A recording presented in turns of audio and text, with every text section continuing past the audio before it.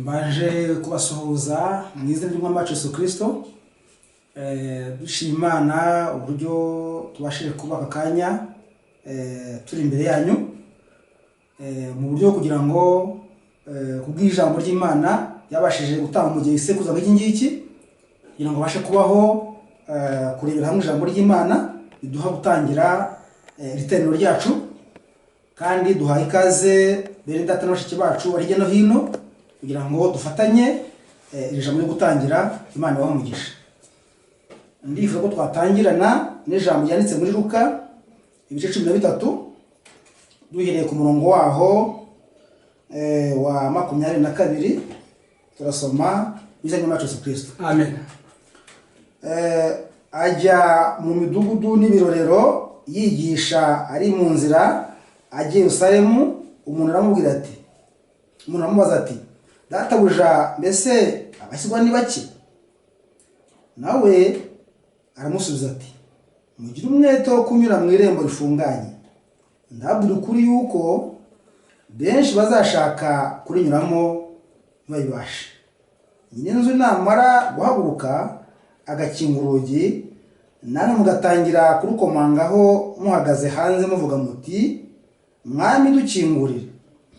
Azabasubiza ati, simbaze, sinzi naho muturutse. Amen. Niko bazavuga bati, kandi twariraga imbere yawe, tukamwera imbere yawe, ndetse ukigishiriza mu nzira z'iwacu.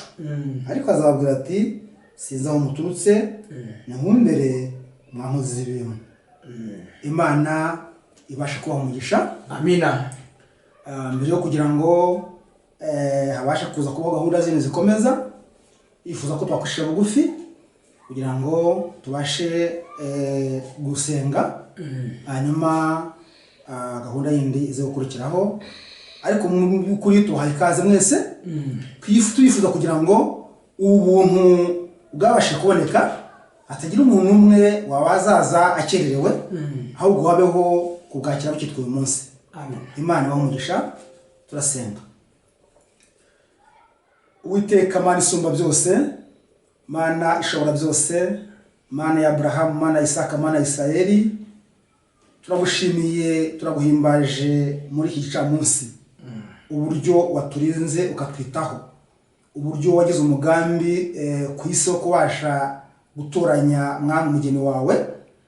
Ni ikintu cy'igiciro gikomeye, kubera ko abantu babasha gutoranywa mu buryo bunyuranye no mu mirimo inyuranye. Ariko turagushima yuko mu gisekuzo nk'iki ngiki washimye mwami gutoranya itongo ryawe kugira ngo bashe umwami kuba ibyo gukwambaza.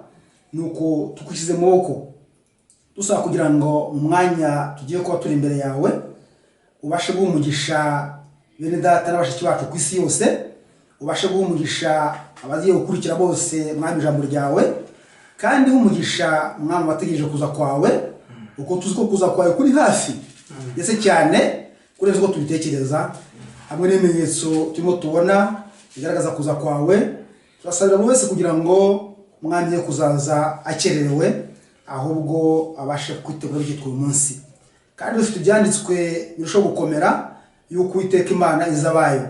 Nuko turakwinginga mwami, kuko wabashije kwishura muri iki sekuruza, ukerekana ubumana bwawe, ukagaragaza mwami yuko ari wa wundi Isirayeli yanze, ari ugashima kwishura mu gihe cyacu, kugira ngo abagira ubuntu babashe kukwakira. Ibyo biratunejeje. Turasaba kugira ngo utange umugisha mu kanya kagiye gukurikiraho, uhe umugisha abagiye bose kumva ijambo rya mu kanya, kugira ngo babashe kuba mwami ibintu byo kubahwa, atari ukubaha umuntu, ahubwo kubaha ijambo ryawe. Byose dushyira mu maboko yawe, dusaba kugira ngo ubushake bwawe bubashe kubaho. Dusigaye dushima kandi twizeye mu izina ry'Umwami Yesu Kristo. Amen. Amen. Imana rero ibashe kubaha umugisha bene data na bashiki bacu. Tunejejwe mu by'ukuri no kongera kubaha ikaze, kugira ngo mu gihe isi yose yabashije kwanga umwami wacu, ariko hari abantu bagira ubuntu bwo kubasha kumwakira kubwo ubutumwa bwiza bwabashe gutangwa. Akariyo mpamvu yifuza kugira ngo akanya tugiye gukurikizaho kabe kanya ko kuza kwakira mwene data, kugira ngo abashe kutugezaho ijambo ry'Imana Imana yamushyize ku mutima. Ubwo rero twifuje ko buri wese ugiye gukurikira ijambo rigiye gutambuka icyo abasha kumva gendanye n'ibigiye gutambuka akumva yabasha kuba yabitangaho ubufasha inyunganizi ugendanye n'icyo yumvise ibibazo byose ni byiza kugira ngo bibashe kugira umumaro cyane cyane yuko ari igihe cyiza kuri buri wese kugira ngo abana b'Imana nyakuri bari ku isi yose babashe kuva mu binyoma bave mu nyigisho z'abantu ariko babashe gukurikira ijambo umwami yavuze.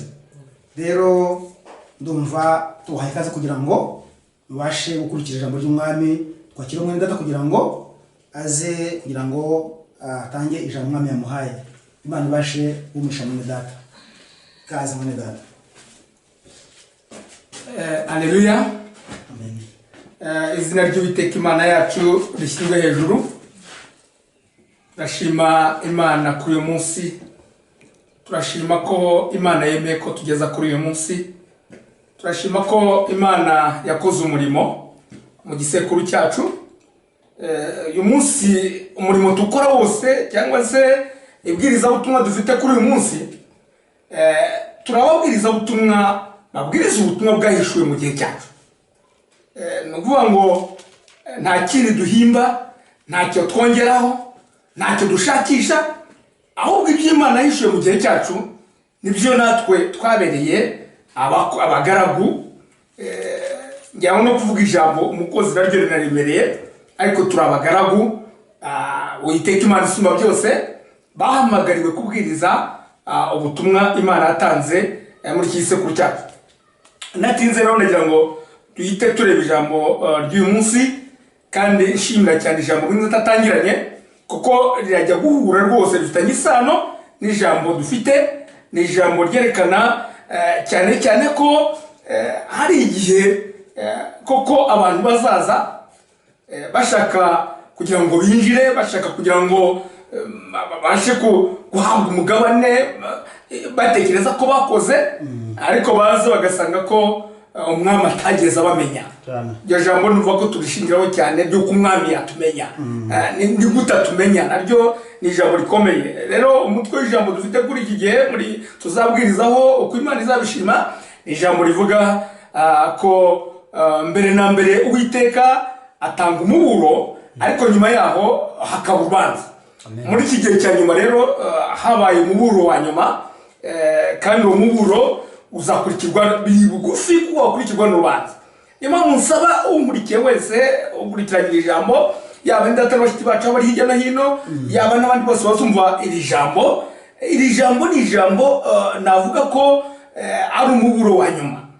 Ndumva ko turibwiriza turi munsi y'ugusiba k'umwuka w'Imana, tuvuga ngo iri jambo rigira umumaro ku bazaryumva, rizagira umumaro kuri bene data n'abashyitsi bacu, rizagira umumaro ku bakiri hirya no hino batabasha kumenya imikorere y'Imana mu gihe cyacu. Ndumva ko muri aka kanya nsaba kugira ngo mwene data nsomere ijambo riri muri Luka ibice 17 ahere ku murongo wa 26. Ndumva ko Luka ibice 17 ahere ku murongo wa 26. Turasoma Imana umugisha. Turasoma ijambo ryo muri Luka. Kandi uko byaba biri mu minsi ya Nowa niko bizaba no mu minsi y'Umwana w'umuntu. Bararyaga, baranywaga, bararonguraga, barashyingiraga, bageze umunsi Nowa yinjiriye mu nkuge, umwuzure uraza urabarimbura bose. No mu minsi ya Loti no byari bimeze bityo.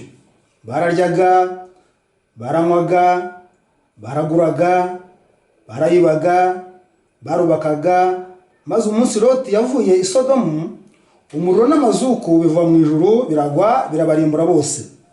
Ni nako bizamera umunsi Umwana w'umuntu azabonekeraho. Uwo munsi uzaba ari hejuru y'inzu, ibintu bye bikaba biri mu nzu. Ndumva ko munata yagarukira kuri umurongo. Ndumva ko Imana imuhumugisha gusoma ku ijambo ry'umwami. Amen. Kandi ndumva ko twasenga kugira ngo tubashe gutangira ijambo ryo kuri uyu munsi. Amen. Mana ya Abraham, Mana ya Isaka, Mana ya Israel, mana y'intumwa, mana y'abahanuzi, we mana ikomeye wahamagaye bene data batandukanye, ugahamagara Paulo mana ikomeye kugira ngo abwirize abanyamahanga, ugahamagara bene data bakurikiyeho batandukanye, mwami kugeza nubwo utanze ubutumwa bwa nyuma ukaba bene data Frere Branham, kugira ngo data wera ubutumwa utegura umugeni wawe. Icyubahiro n'ikuzo bikomeze kwibyaho n'iteka ryose. Ndasabira abera bose, ndasabira shiti bacu na bene data bari hirya no hino, kugira ngo mana ikomeye ijambo ribashe kugira umumaro kuri bo kandi ribashe kwera imbuto. Turasaba mu izina rya Yesu Kristo kugira ngo tube munsi gusigwa kwawe, umwuka wera bashe mwami kudusiga, imbaraga ituruka mu ijuru ibashe kubana natwe, uhishura ijambo ryawe kuko n'ubwiru bwawe byose bukushaka no gushima. Sabi dushima kadimba za nzira rya Yesu Kristo wacu. Amina. Imana ibaho umugisha. Amina. Nejerwe cyane nuko tugiye gutangira ijambo rikomeye cyane ko mbere na mbere Uwiteka atanga umuburo, hanyuma nyuma hakaba urubanza. Niturabira ijambo ngira ngo turebye neza, turasaba ko ni ijambo rivuga ibihe bitandukanye. Igihe cya mbere umwami yavuze ku gihe cya Nowa, yerekana uko igihe cya Nowa cyari kimeze, yerekana ibikiranga, yerekana n'igihe cya Loti nacyo yerekana ibikiranga, yerekana n'iminsi y'umwana w'umuntu. Ibyo ni ibihe bitatu bifite ikintu bihuriyeho, kandi noneho hari ikitureba muri byo. Ntabwo tukirebwa n'igihe cya Nowa, ntabwo tukirebwa n'igihe cya Loti, ahubwo turarebwa n'igihe n'iminsi y'umwana w'umuntu. Iyo ijambo ry'Imana rivuze umwana w'umuntu, ni ijambo risobanura ko ni iminsi y'umwami ubwe, ariko noneho yigaragariza mu shusho y'umuntu, kuko umwami igihe yambaraga umubiri yahawe icyo navuga ko ni nka titire eshatu. Yagaragaye ari umwana, nimureba neza, yari umwana wa Dawidi kubera ko ariwe ugombaga kuzima ingoma itazavaho. Yari umwana, nimureba neza, umwana w'umuntu kubera ko niwe agomba gusohoza ibyo abahanuzi bose bavuze, niwe byagomba gusohoreramo.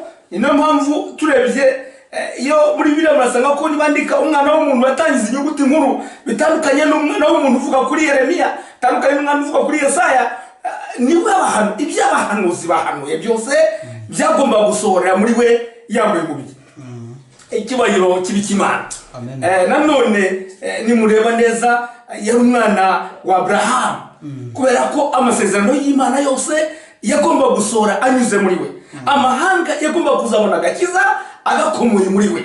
Nta bundi buryo bwari buriho uko amahanga yabagwaga agakiza.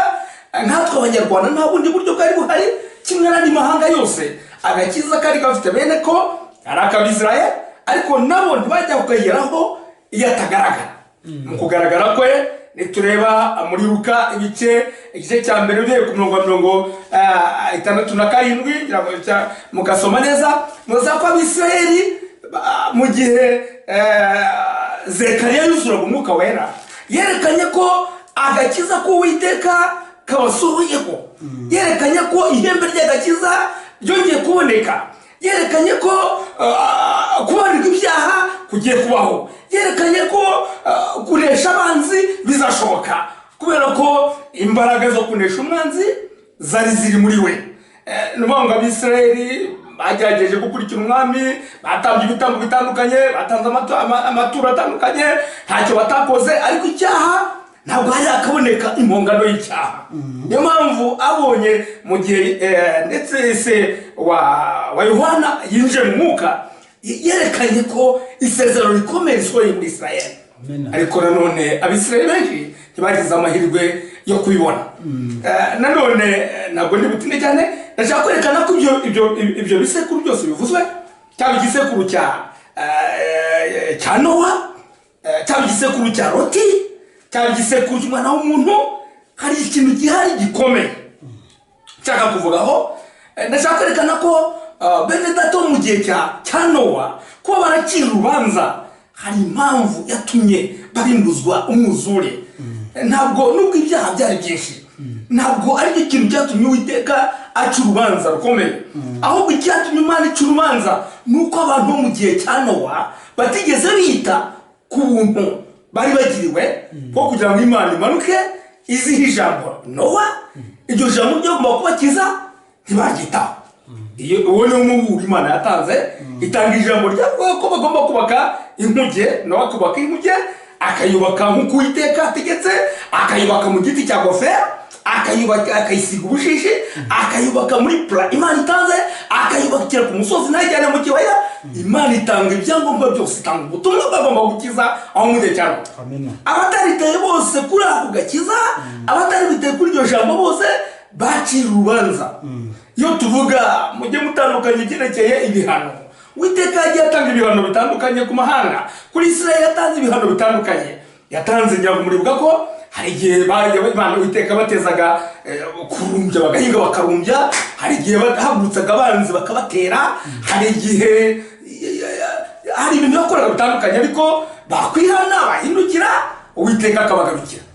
Ariko noneho murebe mu gihe cya Nowa hano bashaka kuvuga nta buryo, ntabwo Imana hari akantu ushaka gutindaho. Ntabwo Imana yasabaga abantu mu gihe cya Nowa, ntabwo yigeze isaba abantu bari hano kugira ngo bihane, ahubwo yasabaga ko bajya kubaka inkuge bakurikira Nowa. Ngira ngo abantu benshi baravuga ubutumwa bwo kwihana, abantu n'ibihane. Oya, hari ubutumwa nshaka kuza kuvugaho Uwiteka atanga muri iyi minsi. Mu gihe cya Loti Imana nabwo yaramanutse ubwayo, ntabwo ari umubwiriza w'ubutumwa waje, ahubwo Imana ubwayo iramanuka itanga ubutumwa bwayo. Aho mu gihe cya Loti batabwakiriye, bakiriweho urubanza rujyanye n'uko batabashije kumva Imana. Noneho tujye kuri Israeli, kuko Israeli nicyo gishushanyo cyacu gikomeye. Murabona ko Israeli yagenderewe. Israeli ituma umuhanuzi, ihabwa umuhanuzi. Uwiteka atuma Yohana mbere yo kuza ku mwami kugira ngo atunganye inzira z'Uwiteka, agorora inzira ze. Ijwi ry'urangurura mu butayu nk'uko Yesaya yahanuye. Ariko mu gihe yazaga hari abatarabashije kubona iyo nzira, benshi bake cyane nibo babashije kubona iyo nzira. Abantu bageze aho abwiriza, benshi bumvaga ibyo yavugaga, ariko benshi bagize amahirwe yo kwakira iryo jambo yateguriraga umwana. Ngira ngo doctrine ya Yohana yavugaga ko ati nimwihane kuko ubwami bw'Imana buri hafi, buraregerejwe, buri hafi yayo.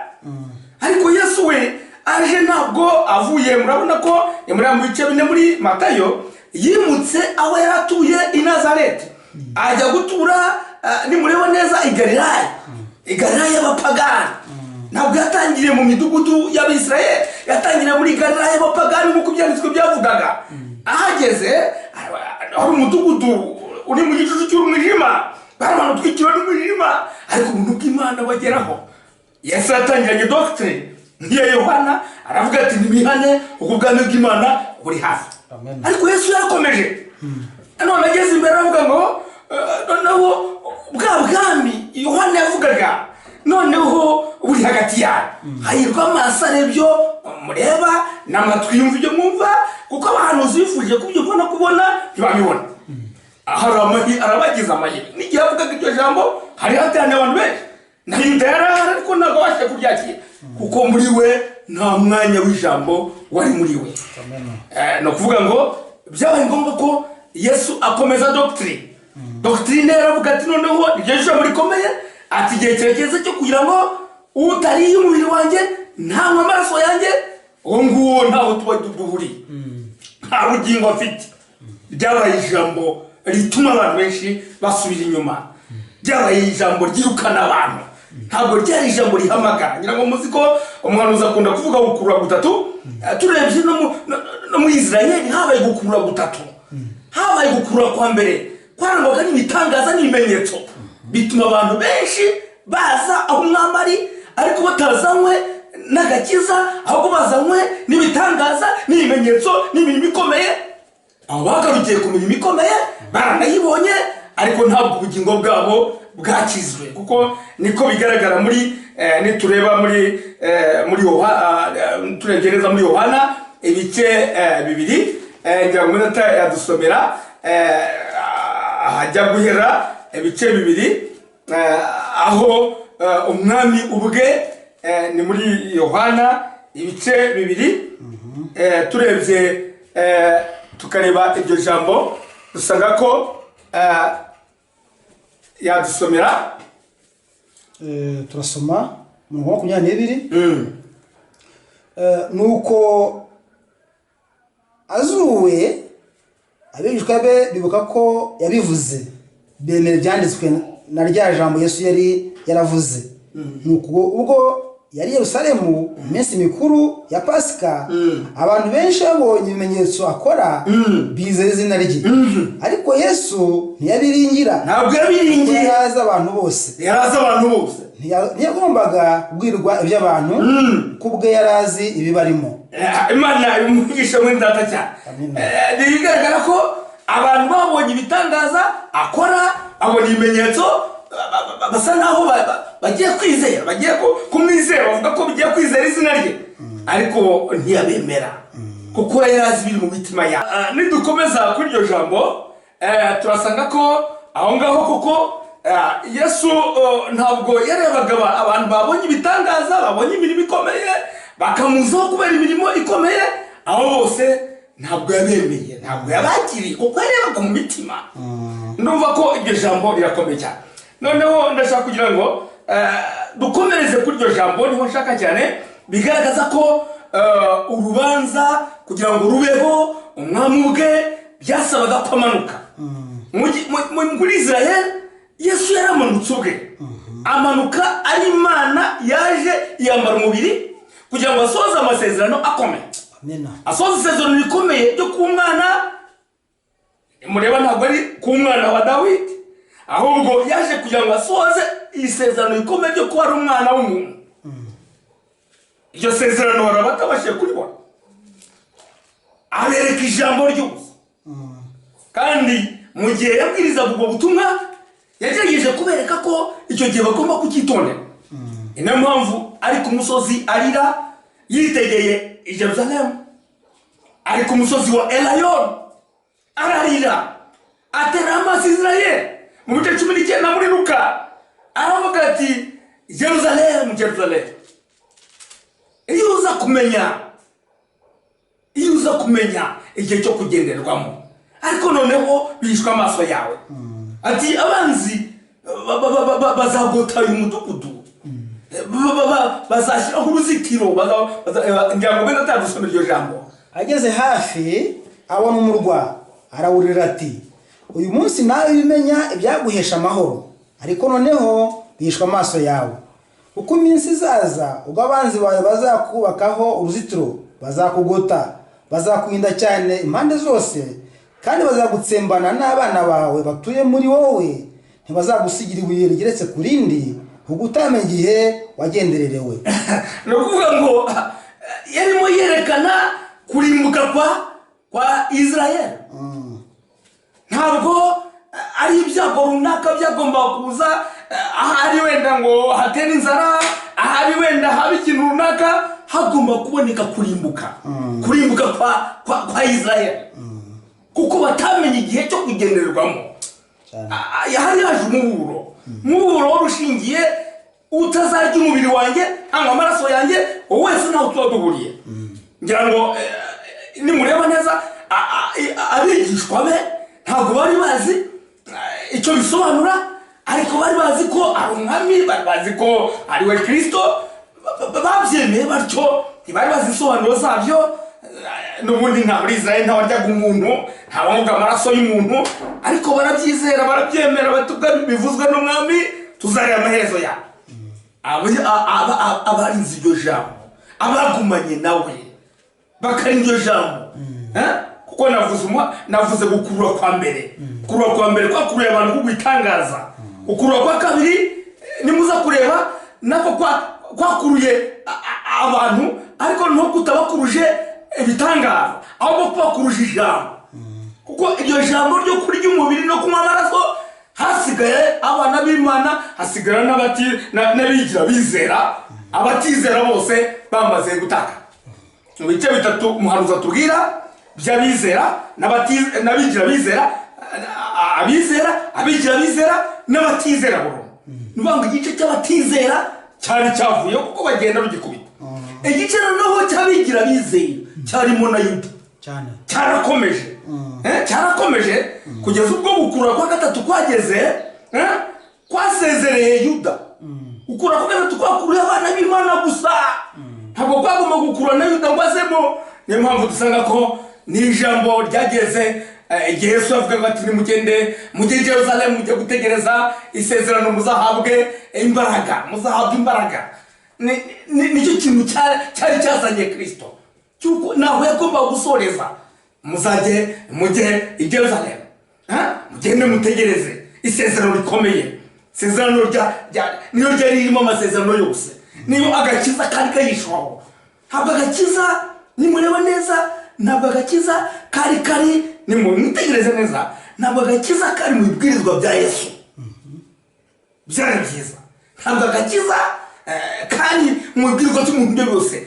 Agakiza kari gahishwe mu gikorwa gikomeye cyagombaga kugira gute mwitegereze neza, hagomba gutanga igitambo cya kindi cyahantu uhereye mu itangiriro, kuko murazi ko uhereye mu itangiriro hari igitambo cyahanuwe. Nimureba mu gihe Imana yasabaga igitambo gisaba Abraham ageze ku musozi, Imana yari izi ko igitambo kigomba kuba umwana w'umuhungu. Imana ikora igishushanyo isaba umwana w'umuhungu, Abrahamu yemera no kumutanga, ariko kuko atari we wagombaga gucungura abantu ntabwo byakunze, ahubwo Imana yatanze ikindi gitambo cy'intama, imfizi y'intama. Abrahamu abibonye aravuga ati nukura aha hantu ahita izina, aravuga ngo Uwiteka azibonera igitambo.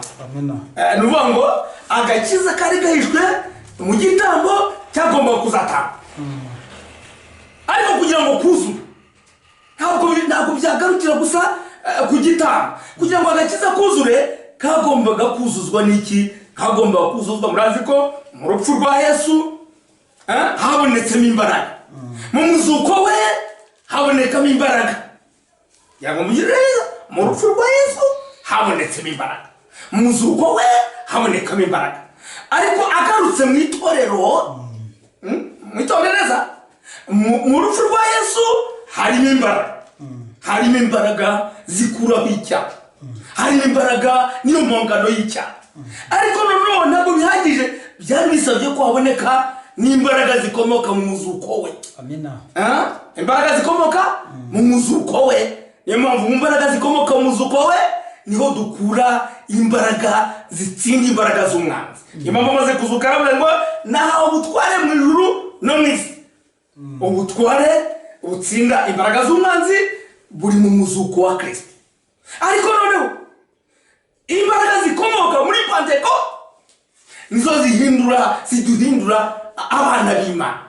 Pentekote nibwo habonetse abana b'Imana. Abana b'Imana wuzuye wababariwe atsindishwa kubwo aratsindishirizwa, ariko nyuma yo gutsindishirizwa nanone agira ate nimudakureba habwa imbaraga zo gutsinda imbaraga z'umwanzi. Hanyuma arangije umwami araza atura muri we. Kugira ngo mujye musobanukirwa neza igikorwa Imana yakoze kuri Pentekote. Pentekote cyabayeho mubisobanukirwe neza, ntabwo ari uko havuzwe izindi ndimi, ntabwo havuzwe izindi ndimi ni nkuko abantu benshi babitekereza. Ntabwo ari icyo Imana yakoze, ahubwo ya nyir'igicu, ya yindi yayoboraga Abisirayeli, ya yindi yagaragaraga ku manywa ikaba igicu, nijoro ikaba inkingi y'umuriro. Iyo nkingi yamanutse imanuka mu nkingi y'umuriro, imanutse iraza, iba ngombwa kugira ite, iba ngombwa ko yigabanya ijya mu mitima y'abana b'Imana. Ni ukuvuga kuri Pentekote cyabaye, ni ukuvuga ngo ni ubwami bw'Imana bwaje mu mitima y'abana b'Imana. Niyo mpamvu numva ko turakomeza twerekana cyane umuburo n'urubanza. Ndashaka kugira ngo noneho turashingira muri Yesaya 55, Yesaya ibice 55 turahera ku murongo wa 6. Nimushake Uwiteka bigishoboka ko abonwa, nimumwambaze akiri bugufi. Umunyabyaha nareke ingeso ze, ucyanirwa ariko ibyo yibwira agarukira Uwiteka nawe aramugirira ibambe agarukira Imana yacu kuko izamubarira rwose pe. Imana iguhe umugisha mwene data. Nyashaka gukomereza kuri iyo jambo ryo muri Yesaya ibice 55 duhere ku murongo wa 6 cyane cyane ho nashakaga aho Uwiteka yavugiraga mu kanwa k'umuhanuzi Yesaya avuga ati nimushake Uwiteka bigishoboka ko abonwa nimumwambaze akiri bugufi.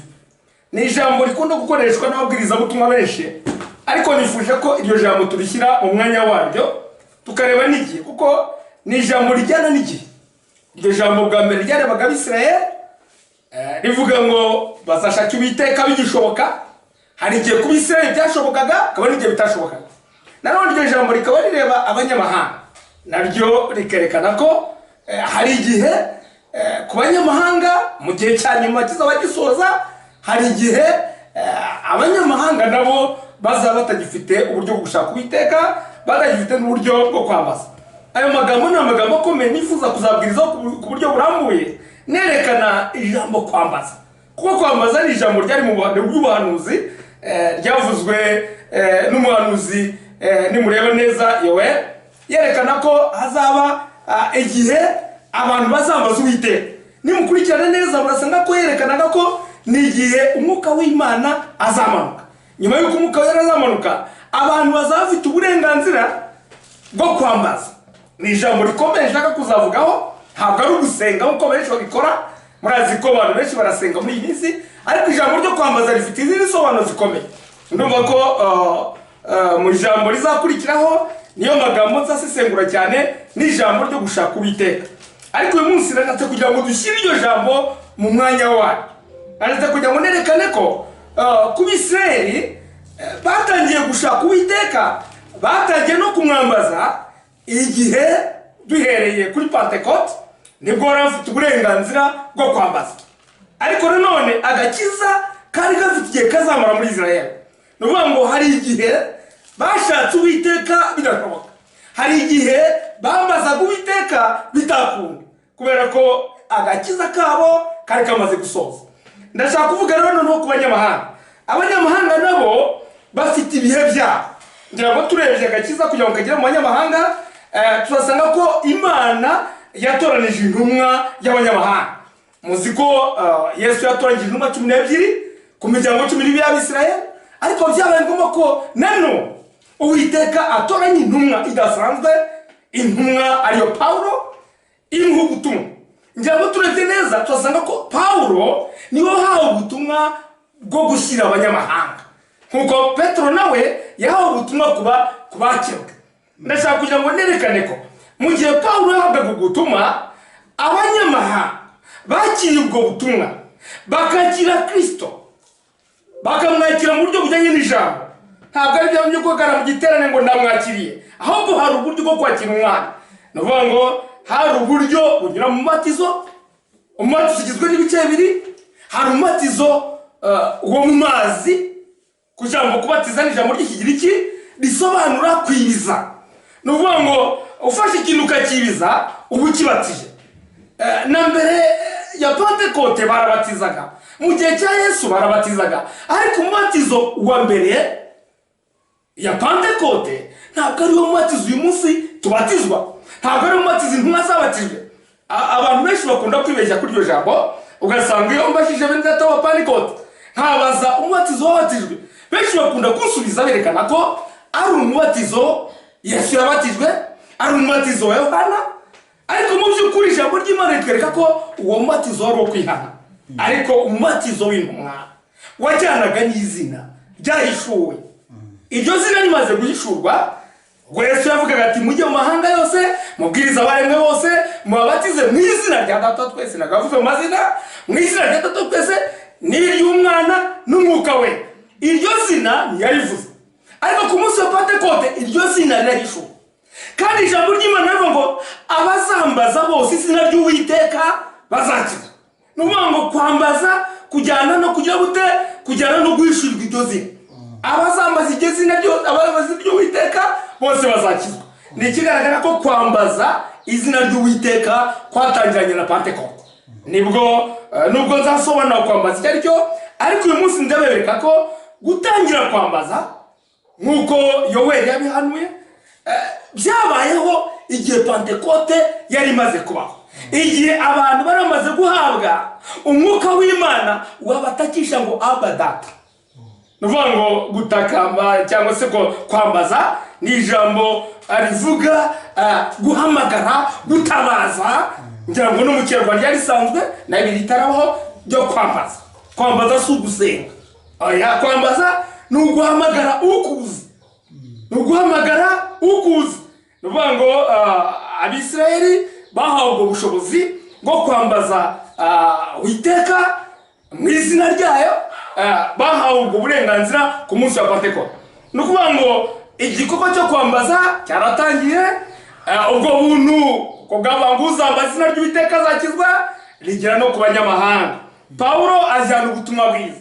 Ndagira ngo ninginge bene da, ubutumwa bwa Pawulo nibwo butumwa shingiro ry'itorero ry'abanyamahanga. Niyo mpamvu ushaka kubereka ko hari abantu bishingikiriza kuko ahari Yesu yahaye urufunguzo Petero, bakumva ko ahari Petero ariwe bagiye guha nubwo tumuha agaciro, ariko Petero yahawe ubutumwa ku bakebwe. Pawulo ahabwa ubutumwa ku batarakebwe, ku banyamahanga. Ushatse hari abantu benshi bavuga ibyo gukebwa bakabishyira n'imbere, ariko ntekereza ko ushatse wajya mu ruhande rw'abakebwe, ushatse wajya mu ruhande rw'abatarakebwe, ariko ibyiza kurushaho naguma mu mwanya wanjye nkajya mu mwanya w'abatarakebwe, ntakira ubutumwa bwagenewe abanyamahanga. Kwihindura umwisirayeli biragoye kuko ni ubutumwa bw'Abisirayeli. Nubwo Abisirayeli bizeye Yesu Kristo, bakomeje amategeko yabo n'imihango yabo n'imigenzo, ariko bongerwaho agakiza ka Yesu Kristo. Ariko ku banyamahanga hari ubutumwa bahawe. Nitureba neza mu mpaka zabaye zigahuza Pawulo n'abari kumwe nawe, zikabahuza na Petero n'abari kumwe nawe i Yerusalemu, berekanye uruhande rw'abanyamahanga, berekana uruhande rw'Abisirayeli. Ni ukuvuga ngo ntidushobora kwikoreza bene data iby'amasabato, ntidushobora kwikoreza bene data ubundi butumwa butavuzwe, kuko ubutumwa bwose buri abanyamahanga bwahishuwe icyo gihe, byerekana amategeko y'abanyamahanga. Nta sabato ririmo, nta gukebwa kurimo, nta mihango irimo. Amategeko yavuzwe muri icyo gice arazwi. Bazirinde ibyanditswe, bazirinde ibyaterekerejwe, abanyamahanga bazirinde ubusambanyi, bazirinde gusenga ibishushanyo. Ni amategeko asobanutse muri Bibiliya.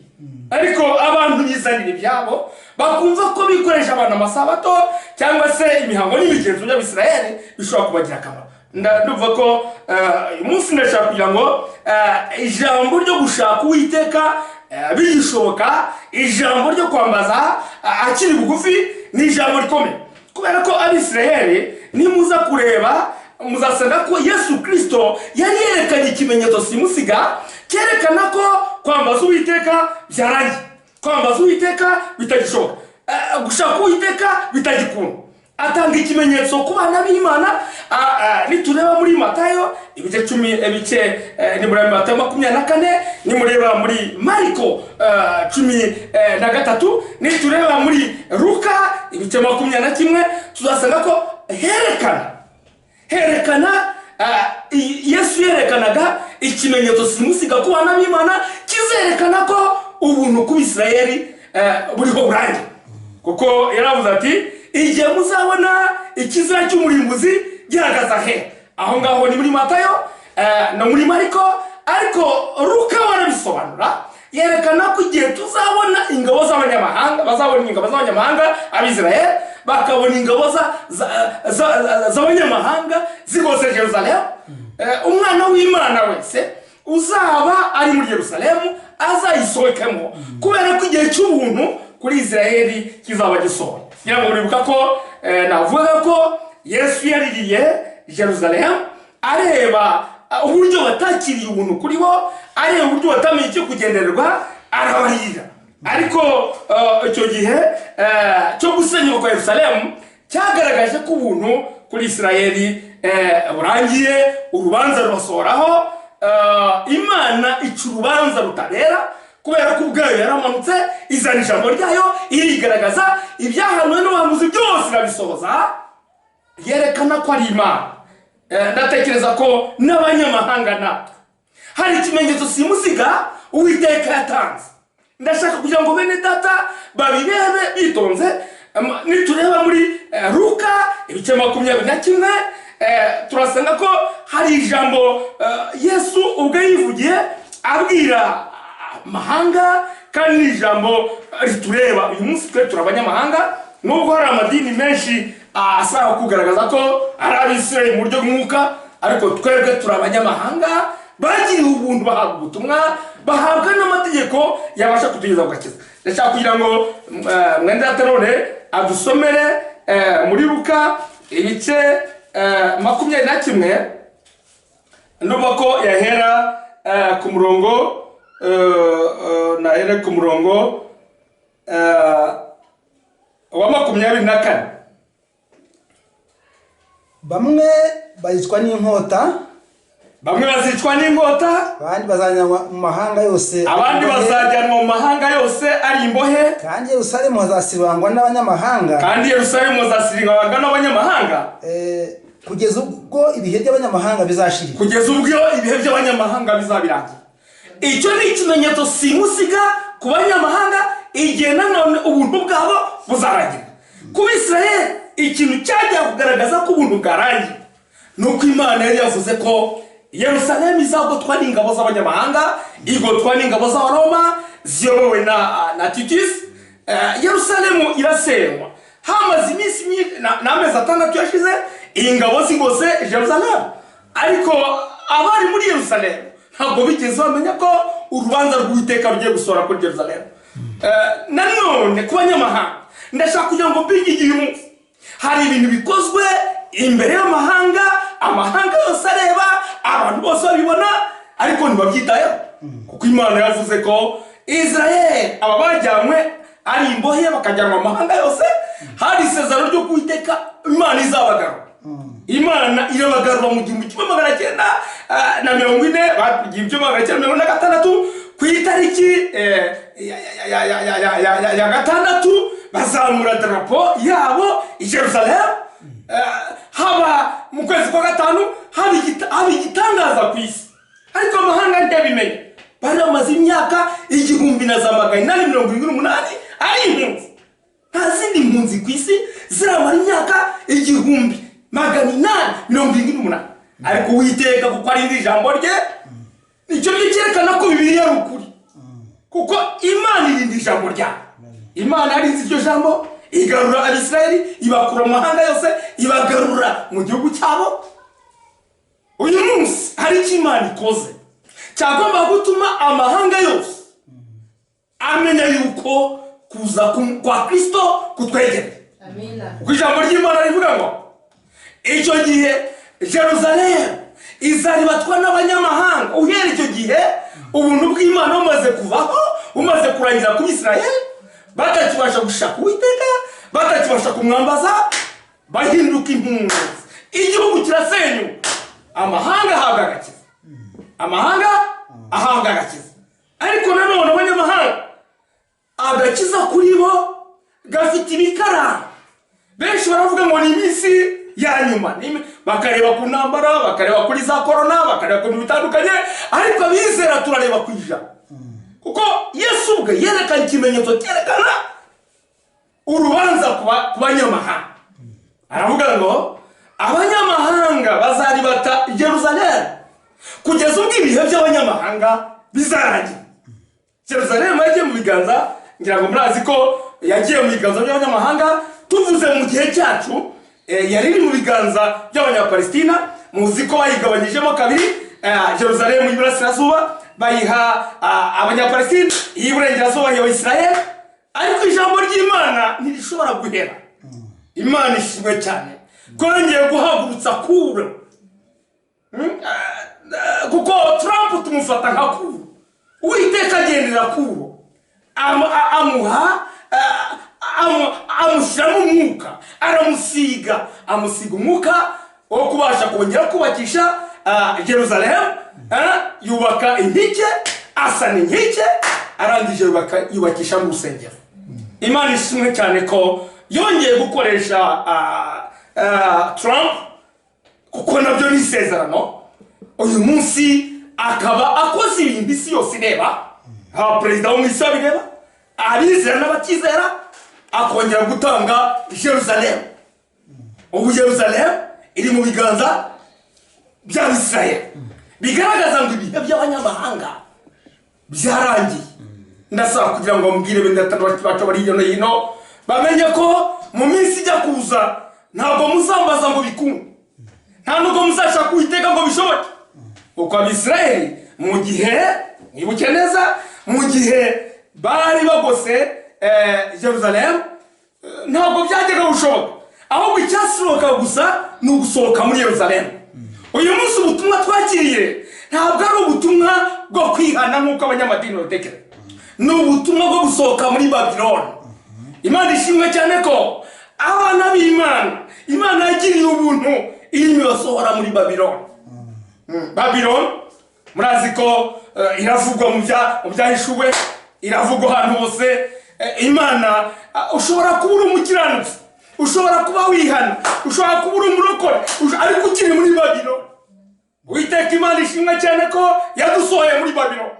Ikintu kidutera umunezero ntabwo ari uko turi abarokore, ikintu gitera umunezero ntabwo ari uko dukiranuka cyane, ahubwo wakiranutse ari muri twe. Amina. Twe ntabwo dukiranuka, ahubwo wakiranutse ari muri twe. Ntabwo twita abarokore, ahubwo warokotse ari muri twe. Niyo mpamvu ishimwe n'icyubahiro bimugarukira. Turashima Imana ko muri iyi minsi yo gusoza agakiza ku banyamahanga, hari benshi bagerageza gupfobya Bibiliya no gushaka kuyigaragaza nk'igitabo cy'ubwenge. Ntabwo ari igitabo cy'abazungu nk'uko abantu batangiye kubivuga.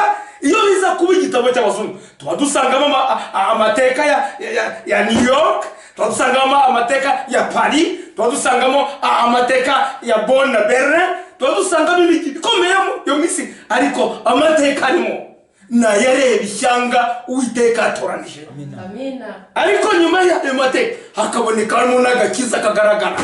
Amina. Turahamya tudashidikanya ko iyi Bibiliya ari ijambo ry'Imana. Turahamya tudashidikanya ko iri jambo ariyo mbaraga izajyana abana b'Imana ubwami bw'Imana. Ndagira ngo mbabwire, benshi batekereza ko icyaha ari ugusambana, ari ukwiba, ariko ndababwiza ukuri, icyaha ni ukutamenya Imana, icyaha ni ukutamenya ukuri kw'Imana. Ibindi byose ni imbuto zo kutizera. Icyaha muzi neza ni ukutizera, ariko kwizera bifite aho bikomoka. Bakwizera bate? Cyangwa niko rivuga, bakwizera bate? Bakwizera bate batabwirijwe? Habwiriza nde niba ntawatumwe? Uyu munsi ngira ngo murazi ko ari amatorero atuma abantu bagatuma bakabohereza bunaka, ariko ni musomo byanditswe byera umwuka wera mu itorero rya mbere rya Pentecote niwe watumaga. Imana ishimwe cyane ko muri iyi minsi yo kugarurwa k'ukuri natwe twakwakiriye. Turasaba bene data mu bashiki bacu aho bari, turasaba bazanyumva bose, abazumva ubutumwa bitondere iyi muburo. Ni igihe cyo gusohoka muri Babiloni, ni igihe cyo gusohoka mu mikorere y'abantu. Urabona ko imisengero isa naho yabaye business, ariko turavuga ngo ni ukuri, ijambo ry'Imana ni ukuri. Imana ibahumugisha. Ndumva ko ubutaha nzasesengura amagambo akomeye, ijambo riba gushaka Uwiteka no kwambaza. Uyu munsi Imana ibahumugisha. Turasenga. Uwiteka Mana ya Abraham, Mana ya Isaka, Mana ya Israel, turagushimiye kubwira ijambo, icyubahiro n'ikuzo bikomeze kw'ibyaha. Ibyo ushaka n'ibyo ushima bizadusohoreho, kandi bizasohore ku bwoko bwawe. Sabishima kandi bimbaza imiza ya Yesu Kristo bacu. Amen.